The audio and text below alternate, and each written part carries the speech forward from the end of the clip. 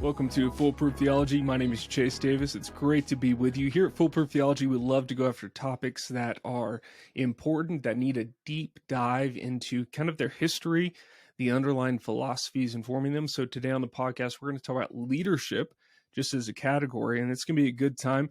Hey, but before we do that, I wanted to highlight the Patreon in my show notes. You should go there, sign up. I saw one critic online said, when I interviewed Oz Guinness, I was wearing my classic backwards hat, and he said that was very uncouth of me, very unprofessional. And so I would just like to encourage you, if you want to support my wardrobe, help me buy better clothes for this podcast, go sign up with Patreon. That's going to help me dress better for guests like I have today. Today we have Clifford Humphrey down at Troy University. He's the Executive Director of Leadership Development. Clifford, thank you so much for being on the podcast today. It is a pleasure. Thank you for having me. So a few months ago, I don't remember when it was, I've had you on the podcast before. I've loved hearing your thoughts, especially as you come from Hillsdale, the Anglican tradition. We talked about mere Christendom, mere Christianity. We talked about that being an apologetic method. And we've talked about leadership, especially your role at Troy. And I think leadership is one of those topics that in evangelicalism as a whole, in America specifically, is very watered down, very broad. They don't really ever get into the underlying philosophy, the classical tradition on leadership. It's very pragmatic. So for you listeners who may be familiar with this topic, I think of podcasts like the Craig Rochelle Leadership Podcast or Andy Stanley's Leadership Podcast or Carrie Newhoff. It seems like everybody's got a leadership podcast. The other thing is, if you're paying attention, is a lot of pastors, what happens is either they leave ministry or they retire and they start a leadership coaching business. And so I think this is a very fascinating topic because it applies to ministry. So if you're a minister, if you're a pastor, or even if you're just a Christian going to a Christian church, your pastor is being informed by leadership language in Christian schools. They have masters of arts in leadership. And so this is an important topic that I'm really glad to have Clifford on the podcast for. So Clifford, right off the bat, I guess I wanted to ask you about your perspective, coming from your tradition, the way you were educated. What was kind of your understanding of leadership, and what have you discovered about leadership culture, or kind of maybe not discovered would be the wrong word, but what have you learned being an executive director of leadership development at Troy? What have you seen out there in the water that kind of either rattled you or really made you take a second look at the concept of leadership in American discourse today? Yeah, thanks a lot, Chase, for the opportunity to talk about this, something I have grown to be quite interested in. When I went to Hillsdale and was there for 6 years and got a PhD, and the program at Hillsdale is called the Van Andel Graduate School of Statesmanship. They never talked about it as a leadership program. In fact, we rarely even used the term statesmanship. It was a grounding in American politics and political philosophy. And so that's what my background was. When I got this job, I knew I would be doing some teaching and also some administration. And as I asked myself, am I qualified for this job? I thought, well, yeah, actually, I mean, the Van Andel Graduate School of Statesmanship, I think, has very, very much prepared me for a role in leadership. And I think I do understand what that thing is. And then as I got this job and I started talking to other people who are in this quote unquote field, and as I was just starting to pay attention to the word leadership, I saw it everywhere. Everywhere there are leadership programs.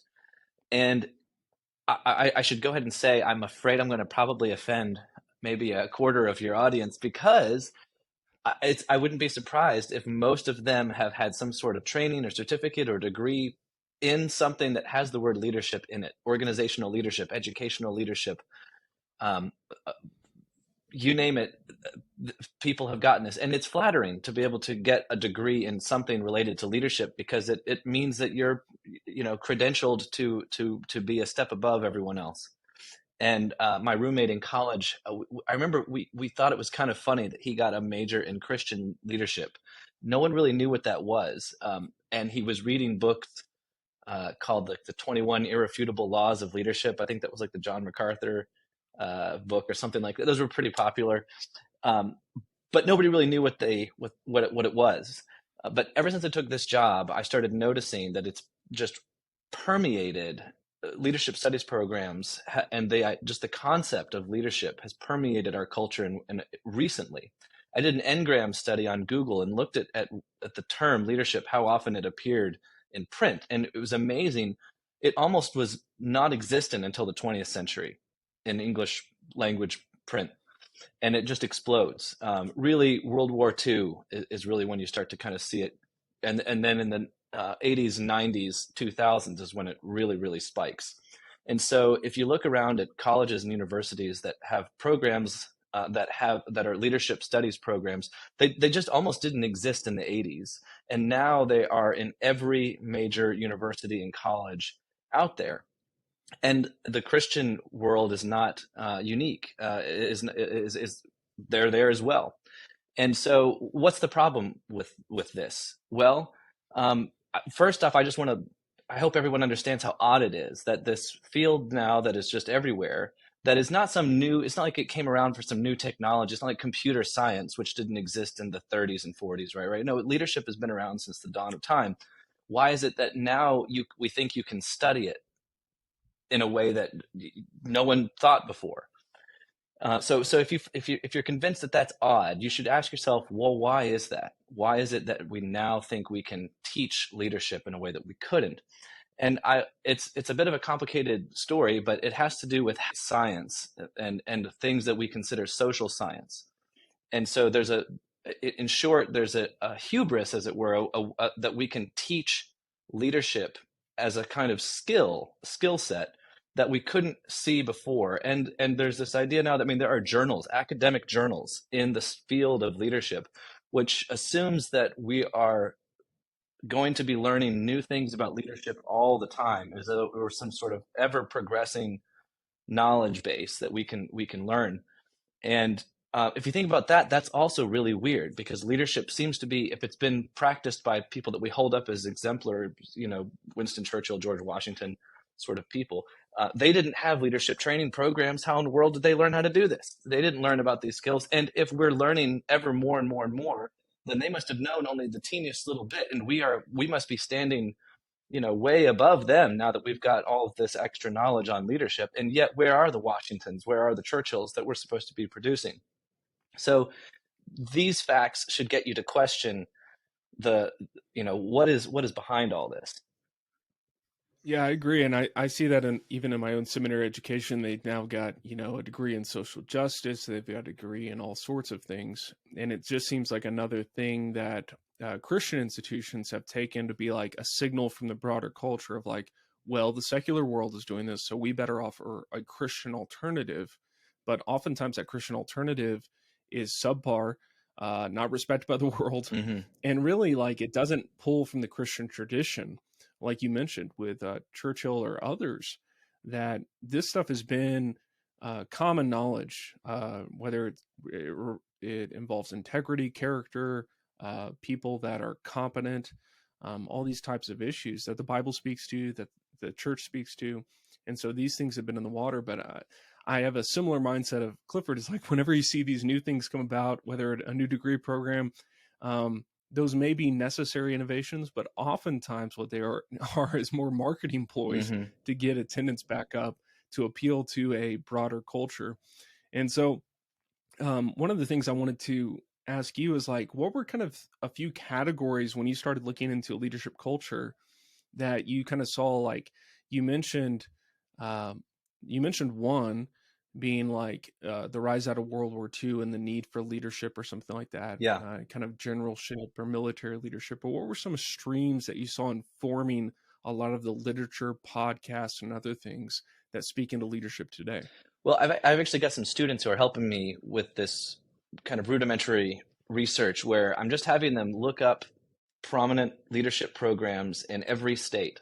And it was like, just find 2 universities, public and 2 private colleges in every state, and let's see if we can find leadership programs there. And we have. And then the next question is, okay, who started those programs? So they all started in the 90s, really 2000s. And whoever started them, they themselves did not have a leadership degree. So now you can go to these places and you can get a master's degree, a PhD even, in leadership. You couldn't do that before. So where did these people come from? And almost without exception, they come from military backgrounds, business backgrounds, or communications / psychology programs. And it struck me like a lightning bolt when I realized that, because something I had read in graduate school in Aristotle's Nicomachean Ethics jumped off the page at me when he's talking about in the very second chapter in the Nicomachean Ethics. He talks about what he called the hierarchy of sciences, which he says corresponds to a hierarchy of ends that we all recognize when we all do something for the sake of something else. So he says, for example, there's the art, the science of bridle making, which someone uses to aid the cavalryman. So the cavalryman uses the science of the bridle maker for his own art, as in the art of cavalry, right? Well, then that the art of the cavalry serves the science of the general, right? The general uses the cavalry to, so we can see a hierarchy. Well, what's at the very, very top? Who tells the general what to do? And Aristotle says this is the political art.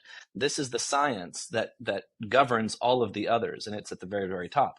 And then he mentions three that he says are the most honored capacities, and yet these three also fall under the political art. And those three that he mentions are generalship, household or wealth management, and rhetoric. And those are the three that we still see today. Those fields, people from those fields assume that they have that their field equates to leadership.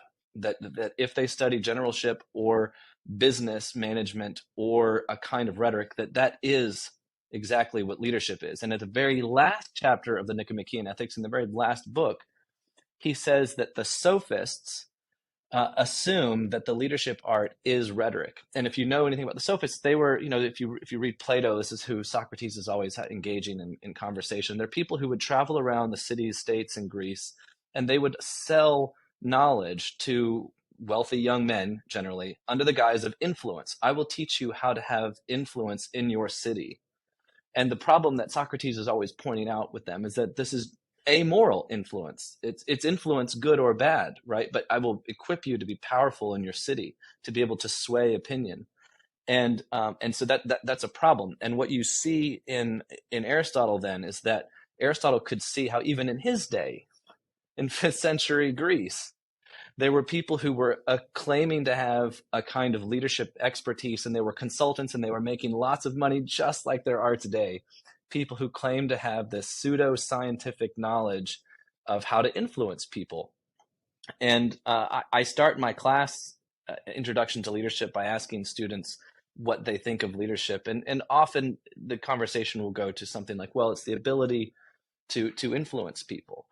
And so I ask them then, okay, so we have the rise of this new phenomenon now called, social media influencers, people who make lots of money peddling products, right? Because they're super attractive or winsome or something, people are following them on social media. And I said, is it, do you really think it's the case then that the skill of being a YouTube influencer or a social media influencer is the same thing as leadership? Or do we think those are really different? And often, they say, okay, well, that doesn't seem right. There must be a difference. What's the difference then between someone who has massive influence and what we think of in the noble sense when we think of leadership? And so what I've spent my time here at Troy doing is trying to understand the distinction there and trying to pull out what is, if you remove rhetoric, if you remove management, and if you remove the kind of authority and tactics that we think of that go along with military art, what is left? What is left that is distilled in distinctly leadership if we pull all those other things away? So that's what I've been engaging in the last 6 months or so. Yeah, that makes sense. And I think a lot of people resonate with this. I mean, my wife herself was back in the day before we had kids, somewhat of a micro influencer on Instagram. And so we would travel around and I would be the Insta husband taking pictures while we were on vacation Yeah. so she could get commission. And so, what she noticed in the influencer world was it was a lot of vacuous knowledge and it was all about just influence, just telling people what to do. And it was all based on a lot of rhetoric Mm-hmm. and the way you speak. I've even thought about on this podcast doing I don't know how to do it exactly, a screen share with this Instagram account. And he does a great job. And he's like he goes, he's like the typical megachurch pastor on a date. And so he speaks with a cadence Mm. and with an Yeah. emphasis Yeah.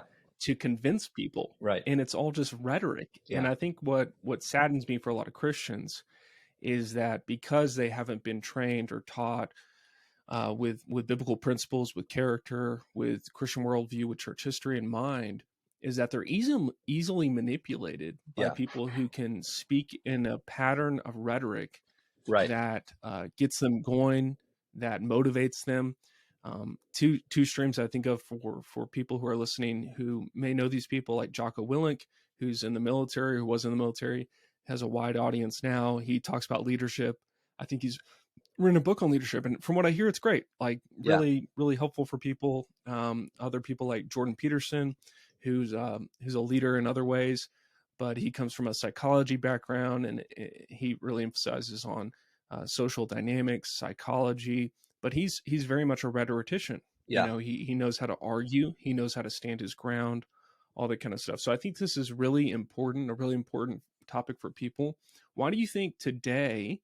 Have you given consideration as to why people today? I mean, maybe it's just my vantage point, but why do you think people today are so susceptible to influence, power? Probably most people wouldn't pitch it as power because that's seen as a dirty word. But why do you think people today are so keen to learn about how to influence, almost manipulate, if we could Mm. say that Yeah. in a negative way, other people? Why is that so appealing to people today? Have you given much consideration to that? Yeah. So there are a couple contradictions that I see in the kind of democratic world that we live in that's obsessed with equality on one hand.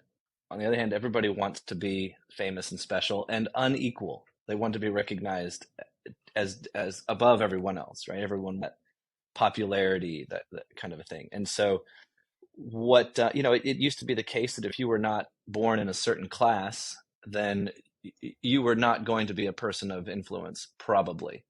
And so, and obviously that was bad in some ways because it meant that, if you were a person who had lots of talent and ambition, but you would have that barrier and you wouldn't be able to rise to a place of influence. On the other hand, it was pretty clear then who was the influence class and who wasn't, who was setting the standards. So one of the things I teach in my class is etiquette, and not just, I'm not teaching them tons and tons of manners, but really the philosophy and what's the idea behind etiquette. And so actually tomorrow we're going over George Washington's Rules of Civility, which he didn't write, but he copied out. And he obviously embodied in a lot of ways the gentlemanly etiquette, which is to say that there's this standard of behavior and decorum, and if you learn that, then you will garner respect from other people, and you will be leading in a way. But people have always wanted to be in a position of power and influence, but now it's a little bit confusing because um, one of the reasons why we have so many programs in colleges and universities for leadership specifically is because it used to be when a very, very small number of people went to college, they didn't have to call their education degrees leadership. They were de facto the leadership class. They were the ones who had the leisure and the time and the talent and the ambition to spend years of their life not working, learning, and then they would go and play and take positions of influence in society. But now that there are so many people going to college, we still have to have some means of distinguishing who's going to be the people who are recognized as those who should hold those positions. And so what we've done is we've kind of tried to make it a little bit less arbitrary by offering courses that people can take, and we will then institutions will stamp them with a credential that says now you are ready to go and lead. The problem with that, though, is that it assumes that leadership is merely a set of skills that you can just acquire.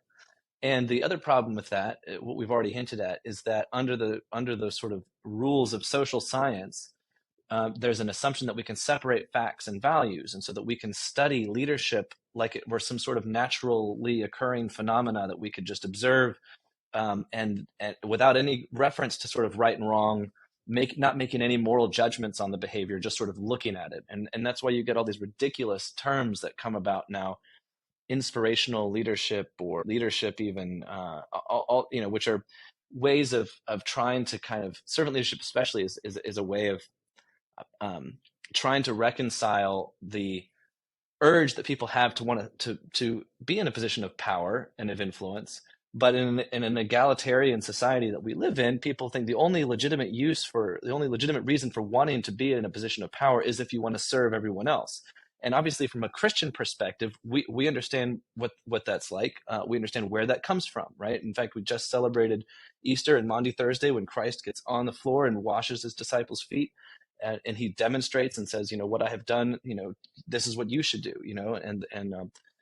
but what I think that we've confused is that we've taken that language and that model, and we've tried to apply it to not just politics, but government structures, business structures, and all of that. And we've tried to make we've mixed in with that biblical concept a democratic one that has nothing to do with Christianity, right? But is really just a dis-ease that we have with people who are ambitious. And I think that's particularly difficult for people to understand. We always think of ambition, I think, as a negative thing. People who are ambitious, we think that we consider that a negative thing. But in the classical sense, in Aristotle's Nicomachean Ethics, he lists ambition as a virtue. Now he notes, and this is an interesting common thing between Greek and English. He says we use the same word to blame someone who's overly ambitious, or who's ambitious in the wrong ways and for the wrong things. We use the word ambitious to say that's wrong and that's bad. But then he says we also use the same word ambition, one who's achieving, who's doing what they should and achieving, reaching, striving for greatness in the right way. And so it is confusing, and there's a linguistic reason for that. But it doesn't negate the fact that ambition can be a virtue. In fact, we need people to be ambitious, who have talent and who want to strive to use that. And in a way, we could use it understand it in biblical terms to say you're not a good steward of your talents if you are not striving to use them in the way that God has gifted you, right? And we can think of people like Moses, for example, who did not want to take up the cause that God's calling them to, right? But God calls people, even yourself as a pastor, that's a leadership position. And you could say, well, I'm not going to do that, Lord. But I wouldn't recommend that. Right. Yeah. This has been something that has come up over and over again in evangelicalism for me, is the irony and maybe hypocrisy, even if you want to point it out, of the people on the stage who are very ambitious, who have written books, who have great power, will then berate the people listening to them, saying, how dare you want influence? How dare you want power? How dare you? I almost wonder if it's a bit of projection, because these are the very people who are in power, who are institutionalized, who have the credentials, who have the association with Christianity Today or the Gospel Coalition or something like this. And then they get on a stage and they mock pastors or demean other Christians who want to strive for greatness, or who want to be used for the kingdom, for kingdom advancement. And they play on that part of human nature, where there's a bit of suspicion in everyone, where it's like, well, part of me, wants to get this for probably reasons that aren't most holy. I remember when I told one of my advisors I want to get a PhD, and he was like, well, tell me more about that. And I was explaining, because I'm curious about the things of the Lord, and I really want to know about this stuff more, and I think it'd be a blessing to the church. But I told him, for my pietistic days, but I'm really worried because I think it'd be really fun for people to call me doctor. I'm worried about that part of my soul. And he goes, Chase, why don't you get the PhD and then you'll have something to repent of later? Right. Like, rather than pre-repenting, if that comes up later after you get the PhD, which is now kind of a shameful degree anyways, because everyone seems to have one, why don't you get it and then repent later? But this is something that's very common. And you highlighted, Clifford, with servant leadership, or even things like leadership by following, or followership. You'll get weird, Awkward. followership. You'll get weird things like you've got to listen more than you speak, and it's like, what is all this talking about? So can you help give some insight into like why particularly the Christian church today is so kind of gelded or held at bay, because we are so ashamed of ambition, or what does that speak to in the human condition? How do we understand it biblically? Yeah. I mean, so I can offer something, but I think it's important that theologians and people who understand scripture better than I contribute to this conversation, because it's here's the problem that I think we have to address. So much of what we understand as part of being pious and part of our Christian faith is really informed from the democratic ethos that we swim in, right? And so we are just not comfortable with any form of inequality, and there are obvious reasons for that. And the thing with that people have to understand from a political understanding is, what does the Declaration of Independence mean when it says all men are created equal? What did the founders think that meant? And it takes some reading and it takes some thinking. But there are several places where they say all that we mean by that is that no one is a rightful tyrant. No one gets to rule somebody else detrimentally without their consent. That's not that everyone is equal on that sense. But no, we're not at all equal with regard to talents and ambition and the way we look and the way that we, the way we are. I mean, the way that there's some legitimacy to this concept of privilege as it's talked about now, because some people are born with greater abilities than others, and that's not fair. And they have a privilege, if you want to call it that. But that's the way that the world works. That's the way that it's set up. We can not like it, or we can accept it and learn how to deal with it. But I think Christians have got to sort through in their minds, when I feel uncomfortable about some kind of inequality, whether it's some class of people who have what I perceive as a privilege. Do I not like that for Christian reasons, or is that this sort of democratic age that's gotten into my mind and told me that no, we must eradicate all forms of inequality? Because with that, what we're doing is we're eradicating the distinction between virtue and vice, and that's really, really, really, really bad. So the main problem with leadership studies as it's taught in most places, and even Christian institutions that adopt the social science approach to leadership. I'm holding up a textbook here, Introduction to Leadership, is that it assumes that you can have amoral leadership, and that as though it's just a set of skills. But what that kind of leadership is, it's a mixture of business management principles with psychology, usually personality tests, learning about yourself, learning about others. Why? So that you can manipulate them, right? You won't see anything in here about what does it look like to lead people toward goodness, because you can't. Goodness is a value judgment, and social science cannot answer what that is. And so all it's left is to say, look, we don't know, we can't say how you ought to use these skills. All we can say is how you can manipulate people. And without a telos that explains what this is for, all that it is rhetoric or manipulation of some kind, mixed in with the principles that are good for time management and organizational management. But let's be clear about what that is. That's not leadership, that's management. There's a book that I read recently that there's a chapter in it that I read that really helped me understand this difference between management and leadership, as people get it confused all the time. And it's by Stephen Covey, and it's a very popular book. It's called The 7 Habits of Highly Effective People. I'm sure a lot of your listeners have read it, but I want to focus on that chapter 2, in which he describes what he calls personal leadership, which is a funny concept if you think about it. But if you can understand the essence of what he describes as personal leadership, you can understand what leadership truly is, because it's that same skill. And what he describes it as, he has this metaphor in distinguishing management from leadership. He says, imagine people who are cutting their way through a jungle. You've got workers on the front who are cutting down the trees and the bamboo. And you've got managers in the back, and they're sharpening the machetes and writing the safety policies and doing the scheduling. That's what the managers do. Leadership, he says, is when one guy climbs up above the tree line, looks around, and yells back down to everyone else, wrong jungle. Right?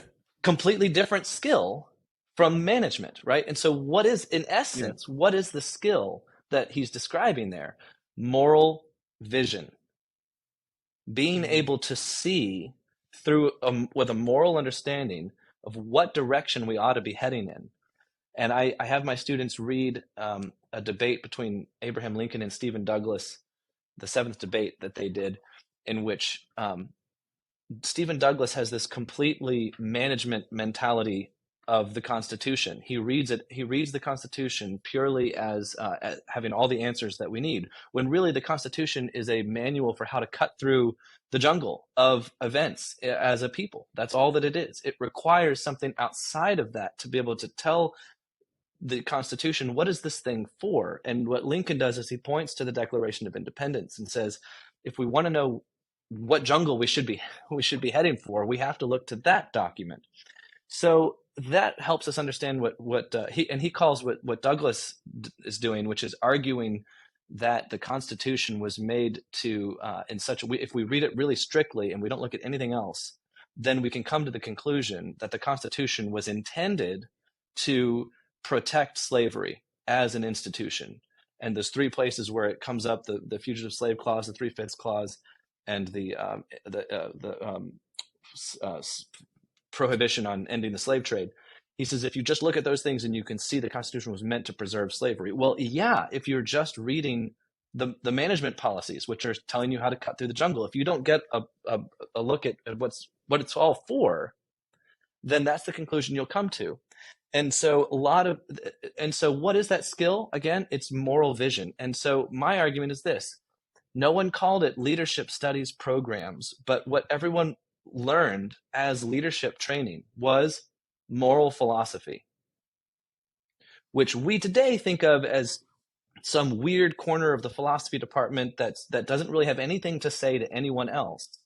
But in the past, everyone studied moral philosophy through history and through what we think of as classics now, classical literature, as providing insight for how to develop that moral vision, to know where to go and how do you look at events through a moral lens and be able to direct and point people to the right jungle, as it were.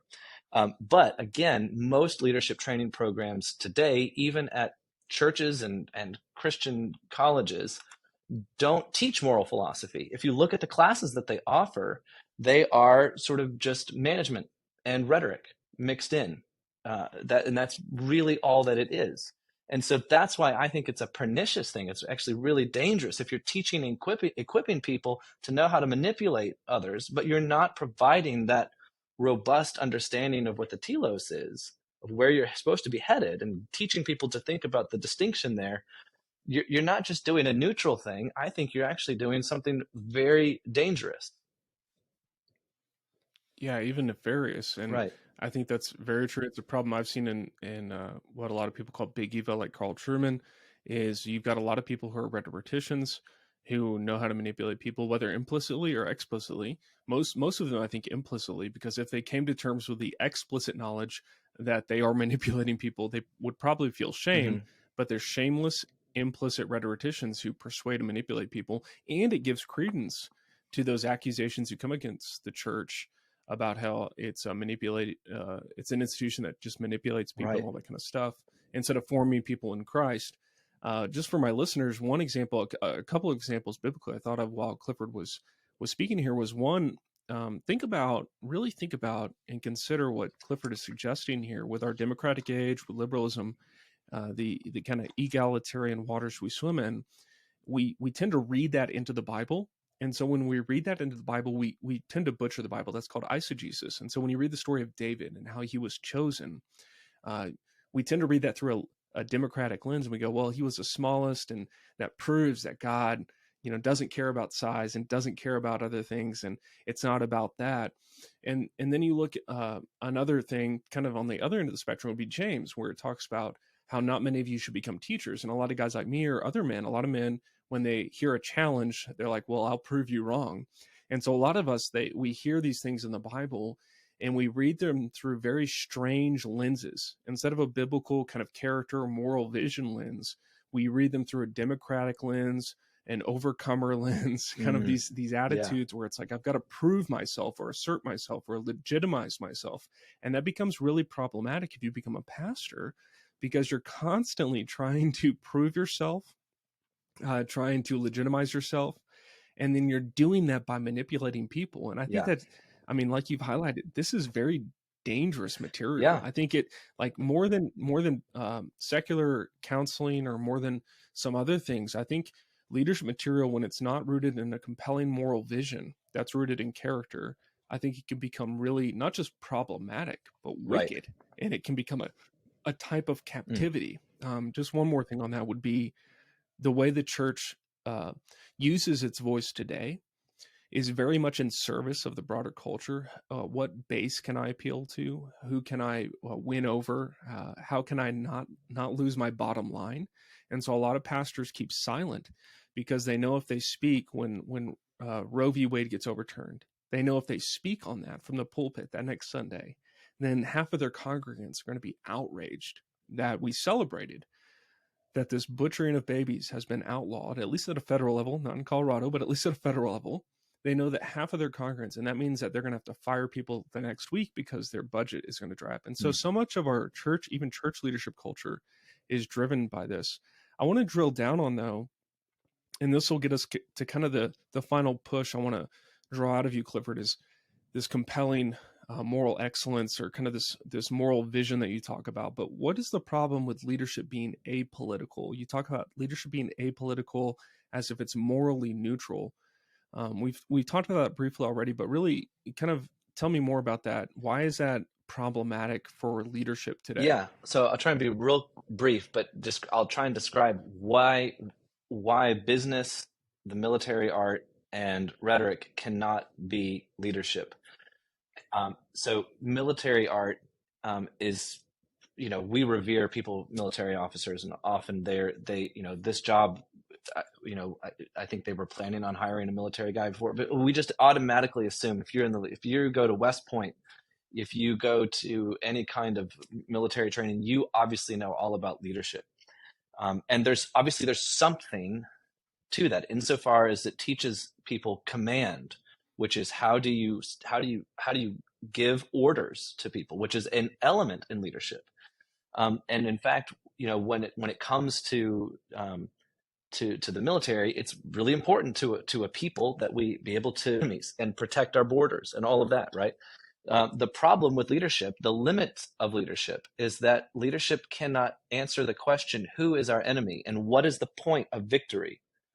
If military art becomes the preeminent art, the preeminent science that answers the final questions of what should we do, when should we do it, then I liken it to what happened during the pandemic, because the medical art is very similar to the military art insofar as it is concerned with preserving life at all costs, right? It's self defense, right? But when you put a Dr. Fauci or somebody like that as the commander in chief, as it were, making the laws, setting the agenda, in the same way that to a hammer everything looks like a nail, right? To the medical art, everyone looks like a potential germ passing person, and so everyone must be masked up and everything must be shut down, and right, like they don't understand the art of what is complete human flourishing.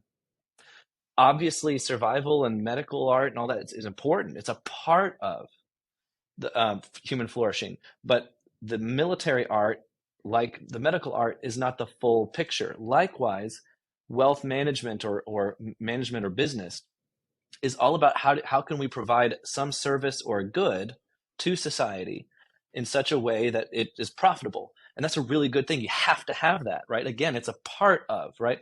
But any business that's going to be effective has to be narrow. It has to provide something that's not being provided somewhere else. And so by definition, it can only provide a part of what society needs. There's no business that says we will sell you human flourishing and you just buy our product and it will fix all of your problems. Now, what's funny, right, is that they kind of, if you look at their advertising, that's exactly how they sell it. You buy this car and you will Yep. be, supremely happy the rest of your days, right?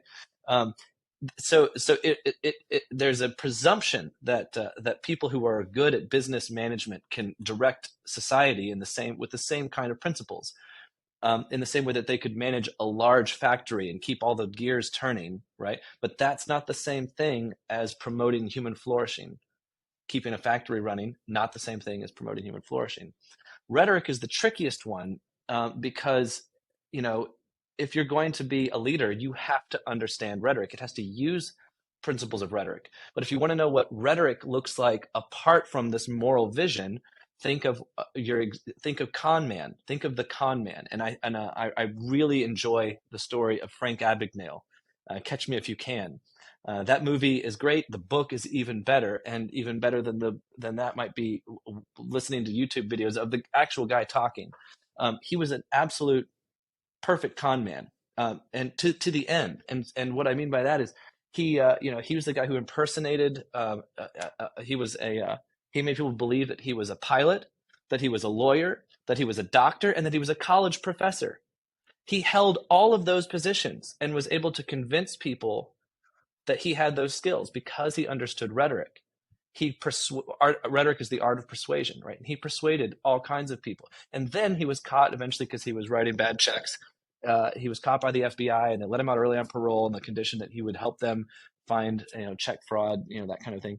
And then he made a lot of money and prestige going around giving talks about his story. Well, eventually it was discovered that a lot of his story he'd made up. He was asked a question once, how can you defend? And it was discovered that he had been making it up. The con never stopped, and you could never trust. Like, when was this guy actually ever telling the truth? We still don't know. But that's rhetoric apart from that moral vision, right? And so, the way I understand it is, if you pull away leadership and you pull away management from leadership, what is the thing that is left? What is the thing that's only leadership? That students can take management classes. You can take a class here at Troy and study this book, Introduction to Leadership, in the business college, right? So they're covering that. So I'm concerned with, what is it that's purely leadership? And my definition of leadership in this sense is what you said already: compelling excellence. And what do I mean by that? It's the only way to develop that moral vision, classically speaking, is to develop all of the virtues. The preeminent virtue that we think of when we think of leadership is prudence, which is being able to make good judgment calls amid shifting circumstances. It's different from wisdom, which is the study of things that never change.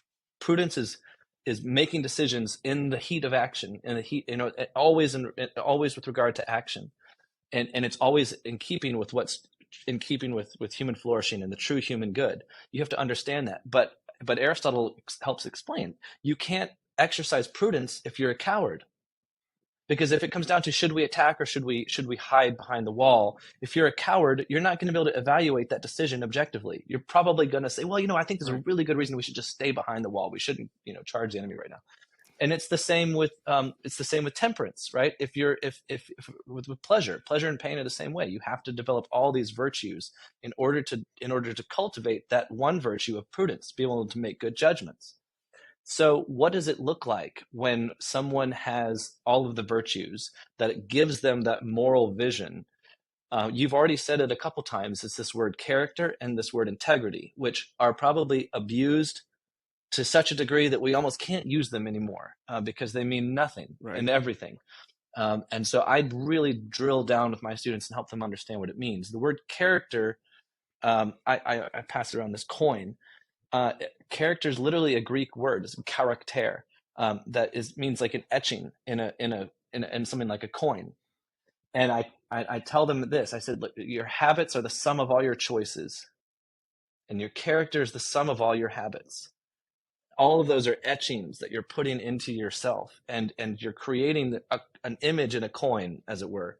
And that's and it becomes gradually, as we age, it becomes gradually more and more and more fixed, harder to change for good or for ill. And there's this, I hate it when people talk about a person of character as though some people don't have character. Obviously, what we mean by that is people who have good character. But the sobering fact is that everybody has a character, and it's usually mixed, good and bad.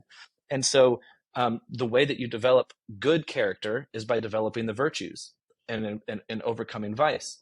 And the word integrity that we use, right, I point out to my students, it has that word integer in it. It means wholeness. What does it mean to be whole? Well, it means to have all of the excellences of a human being, all of the virtues. And so all of these things are the same sort of concept, right? It comes back down to moral philosophy. What this is a bit abstract, so I'm constantly trying to think of ways to bring this down to be concrete for my students. One of the things I do is I have them read Winston Churchill's one and only novel, Savrola, which I think helps describe this. But this Thursday, we're actually showing them, I'm showing the movie Rudy from 1993. Love that Love it, movie. right? Yeah. Everybody loves this movie who's seen it, Mhm. I think. And this to me is a perfect example, right? Rudy, here on the cover of the DVD, he's being carried off the field. And in 1993, he was the first and only person to be carried off the field by the Notre Dame football team. And what's amazing is it's not because of his football prowess.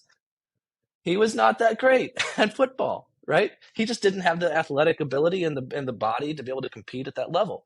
He was carried off the field by his teammates because they recognized a moral superiority in Rudy that he had that they didn't have, despite the fact that they had a lot more football ability. But he had courage, he had self-mastery, he had heart, determination, ambition. He had these virtues to such a degree that they could recognize it, they saw it. And he was an inspiration to the rest of them. And so, to me, compelling excellence leadership you can see it in somebody like Rudy, right? And if you look at the people who I think just people have these people in your own life, you can think, who are the people that you're just drawn to? You recognize compelling excellence in them. It's an excellence that you can't help but say, my gosh, I want to be like that person. That those people are rare in our world, I think. But when we see them, and when we see just semblances of that, even we can't help but want to follow them. And those are the people who become leaders. And I think people like George Washington are probably par excellence. People who saw them just said, "That's a person I want to follow." And they didn't learn, a special set of skills in some leadership studies program, right? They just developed the virtues. And obviously there are things you can add to that, but I think at its core, it is having those virtues that make you an excellent human being, and adding to that, especially rhetoric used in the service of true excellence and true virtue, without which it's just manipulation. Yeah, I totally see that. I think I would offer two kind of cautions, maybe one caution and one encouragement, is that there's a lot of talk in leadership culture today, whether it's somebody like Brene Brown or somebody else who talks about empathy and Mm. leadership. And she talks about this idea of imposter syndrome. That's a common phrase today. And so for anyone listening, if you've ever felt imposter syndrome, I would ask you to re-examine how you understand that imposter syndrome, because I would bet the way the secular culture wants to frame it is like Brene Brown's kind of solution to that is be your authentic Oh self. gosh. Be your true self. And if you have a hangover, so to speak, the next day because I just shared so much that I was so authentic, Mm. that's not noble Mm-hmm. necessarily. But what they're trying to what you sense when you show up in that room and you sense, I don't belong here, I didn't earn the credential, or I didn't do this. I want you to drill down on that, because what God is inviting you to do is re-examine virtue, re-examine your own character, re-examine your integrity. Am I a whole person? Am I creating habits? It's not an invitation to kind of do this weird authenticity. Is like, yeah, I don't belong here. Mm. This strange performance that is in service of a secular rhetoric that's very appealing to people. People want this kind of raw, edgy, very improper way of speaking. And then I guess the encouragement would be kind of going back to a principle that Clifford laid out earlier, was about our democratic age. Is I think a lot of young men, and maybe not, but I think a lot of young men are drawn to leadership because they want something that speaks to their desire for either hierarchy, power, ambition to achieve great Mm-hmm. things in life. And I think that's rooted in every human. I don't think that's wrong necessarily. But I think the caution would be, in order to be a great man in the world, you do not need to be a leader. It's not like you've got to learn a set of skills, get the MBA, get the PhD, do certain things in order to be a great man or anything like that.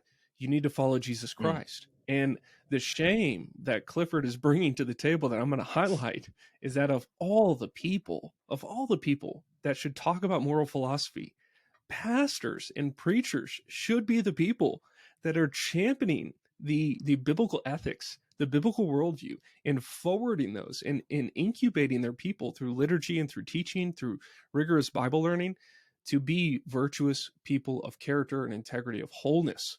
And so it's to our shame that we've outsourced a lot of this leadership culture, a lot of these podcasts, a lot of these influencers that talk about leadership. And it simply boils down to a lot of manipulation, influence, and power that's very secular and very pernicious and wicked in my estimation. Mm. So I think Clifford is really onto something. I really hope he'll write a book on this, because I think it would be something that I know I would share widely.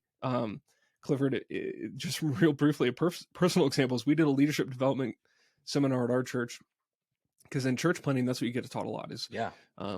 there's two things that threaten a church are leadership development and finances. And with leadership development, you're told to do a program. And so you have to do a leadership development program. And so we brought in a couple of, personality assessments. We brought in some literature, and one of the books was on servant leadership. And all of our people, we had like 40 people attend this leadership development thing. They all looked at us like we'd grown a third eye, because we were like, this isn't who you guys are.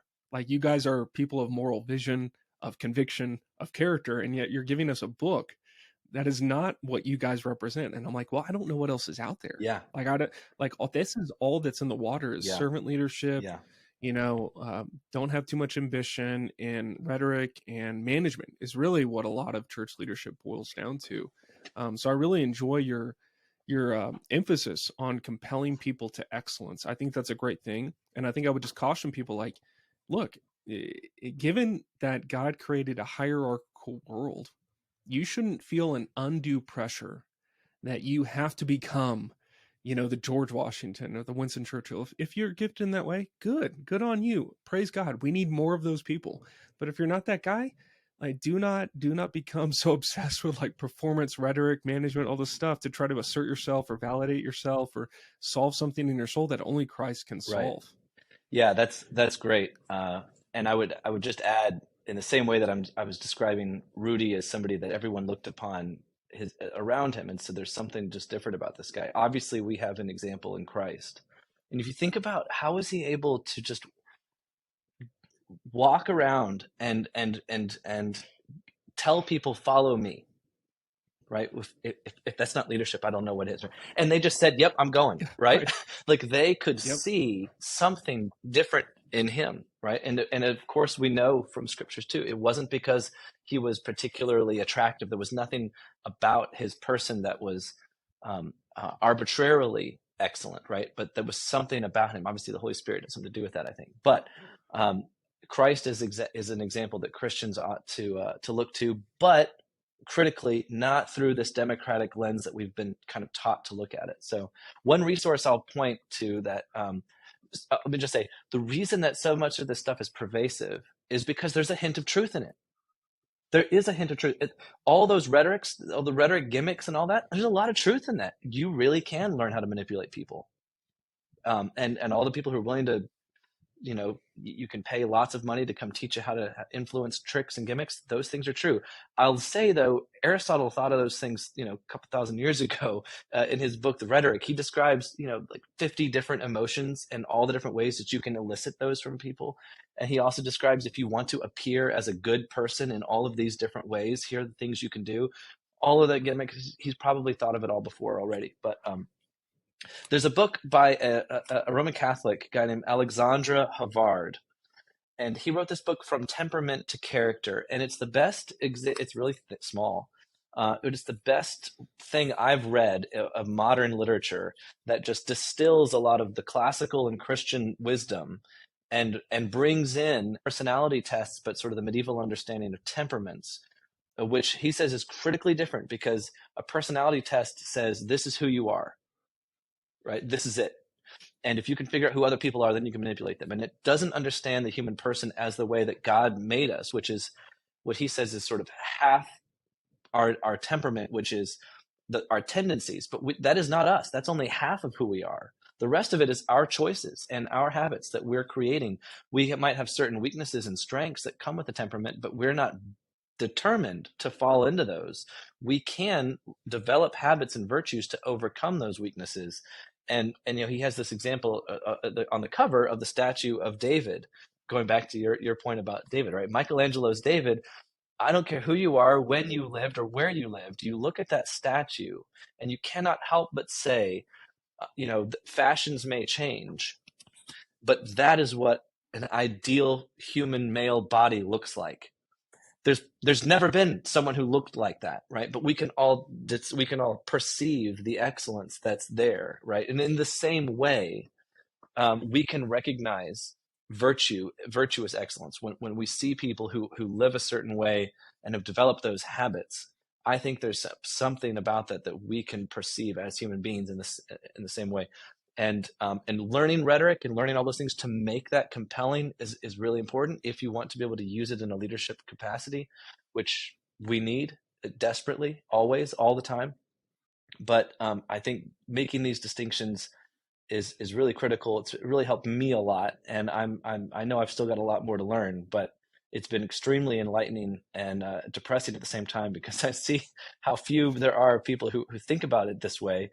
But it's still amazing to me that this is such a recent phenomenon, that people didn't have to call it leadership training when they learned moral philosophy in the past. So anyway, this is a relatively new thing. I think we can get ourselves out of it, but it's going to be difficult just because of how pervasive the leadership industry is now. Yeah, absolutely. I think my final encouragement to anyone listening is like what Clifford is emphasizing is become an excellent version of who God made you to be. That doesn't mean becoming your authentic self or your true self. It means press into the virtues, press into Christianity. Part of the problem that we're in today is we have such a de-Christianized or post-Christian or almost this sacrilegious society that has taken on Christian kind of ethos and wears it around like a mask as if it's virtuous, and it's not. And so if you want to be a virtuous people, if you want to be a person who compels excellence in others, then you must know Christ. And so that would be my final exhortation to anyone listening, is to know Christ, go to church, saturate yourself in the Word of God, really get into the liturgies and become a person who shapes their habit and character into Christ. Because I think Clifford's imagery on a coin here is really fascinating for a topic like the image of God. If you want to image God, what better person than the image of God himself, Jesus Christ? And so I would just encourage all my listeners to really go to church, read the Word of God, and become an excellent person yourself, and be less concerned with how much power and influence you have, because those things will come as Christ gives them to you. So Clifford, thank you so much for coming on the podcast today and sharing these really insightful thoughts on this really important topic. Thanks for your time. Such a pleasure. I'm very grateful for the opportunity to think through this with you and get to know you a little bit better.